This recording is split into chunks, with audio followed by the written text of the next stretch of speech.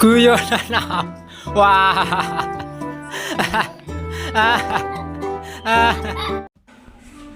Pada suatu sore hari, ketika Abu Nawas ke warung teh, kawan-kawannya sudah berada di situ. Mereka memang sengaja sedang menunggu Abu Nawas.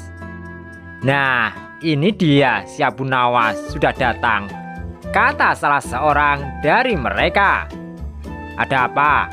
Kata Abu Nawas sambil memesan secangkir teh hangat. Kami tahu jika engkau selalu bisa melepaskan diri dari perangkap-perangkap yang dirancang Baginda Raja Harun ar-Rasyid. Tetapi kami yakin kali ini engkau pasti dihukum Baginda Raja bila engkau berani melakukannya. Kawan-kawan Abu Nawas membuka percakapan. Apa yang harus kutakutkan? Tidak ada sesuatu apapun yang perlu ditakuti kecuali kepada Tuhan, kata Abu Nawas menentang. Selama ini belum pernah ada seorang pun di negeri ini yang berani memantati Baginda Raja Harun ar-Rasyid. Bukankah begitu, hai Abu Nawas? Tanya kawan Abu Nawas. Tentu saja tidak ada yang berani melakukan hal itu, karena itu adalah pelecehan yang amat berat hukumannya, pasti dipancung, kata Abu Nawas memberitahu. Itulah yang ingin kami ketahui darimu, hai Abu Nawas. Beranikah engkau melakukannya? Sudah kukatakan bahwa aku hanya takut kepada Tuhan saja. Sekarang apa taruhannya bila aku bersedia melakukannya? Abu Nawas ganti bertanya. 100 keping uang emas gimana? Samping itu Baginda harus tertawa tatkala engkau pantati, kata mereka. Abu Nawas kemudian pulang setelah menyanggupi tawaran yang amat berbahaya itu. Kawan-kawan Abu Nawas tidak yakin Abu Nawas sanggup membuat Baginda Raja tertawa, apalagi ketika dipantati.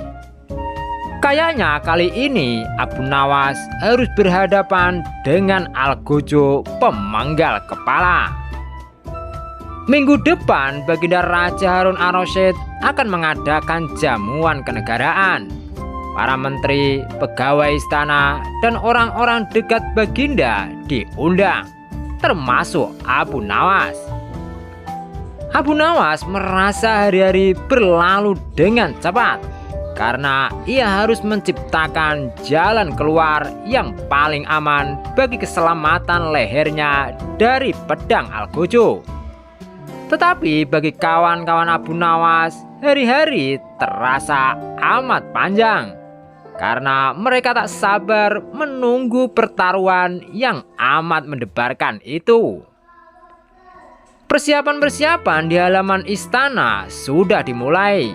Baginda Raja menginginkan penjamuan nanti meriah karena Baginda juga mengundang raja-raja dari negeri sahabat.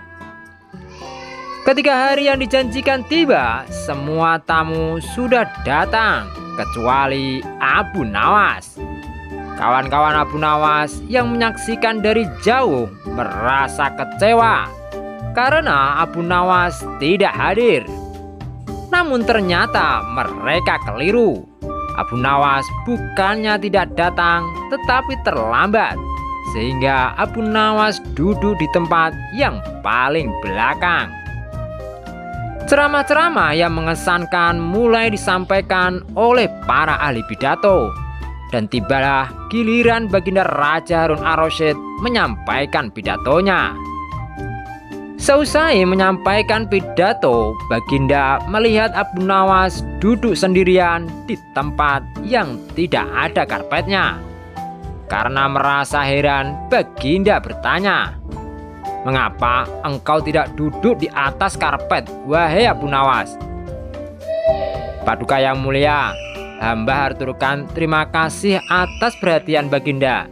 Hamba sudah merasa cukup bahagia duduk di sini," kata Abu Nawas. Wahai Abu Nawas, majulah dan duduklah di atas karpet. Nanti pakaianmu kotor karena duduk di atas tanah. Baginda Raja menyarankan. Ampun tuanku yang mulia, sebenarnya hamba ini sudah duduk di atas karpet. Baginda bingung mendengar pengakuan Abu Nawas. Karena Baginda melihat sendiri Abu Nawas duduk di atas lantai. Karpet yang mana yang kau maksudkan, wahai Abu Nawas? Tanya Baginda masih bingung. Karpet hamba sendiri tuanku yang mulia. Sekarang hamba selalu membawa karpet kemanapun hamba pergi, kata Abu Nawas seolah-olah menyimpan misteri. Tetapi sejak tadi aku belum melihat karpet yang kau bawa, kata Baginda Raja bertambah bingung. Baiklah Baginda yang mulia, kalau memang ingin tahu, maka dengan senang hati hamba akan menunjukkan kepada Paduka yang mulia, kata Abu Nawas sambil beringsut-ingsut ke depan. Setelah cukup dekat dengan Baginda, Abu Nawas berdiri, kemudian menungging menunjukkan potongan karpet yang ditempelkan di bagian pantatnya. Abu Nawas kini seolah-olah memantati Baginda Raja Harun ar-Rasyid. Melihat ada sepotong karpet menempel di pantat Abu Nawas, Baginda Raja tak bisa membendung tawa, sehingga beliau terpingkal-pingkal diikuti oleh para undangan. Menyaksikan kejadian yang menggelikan itu, kawan-kawan Abu Nawas merasa kagum. Demikianlah, semoga bermanfaat untuk kita semua. Amin ya robbal alamin. Jangan lupa ya guys untuk like, share, dan subscribe. Semoga bermanfaat. Tamat.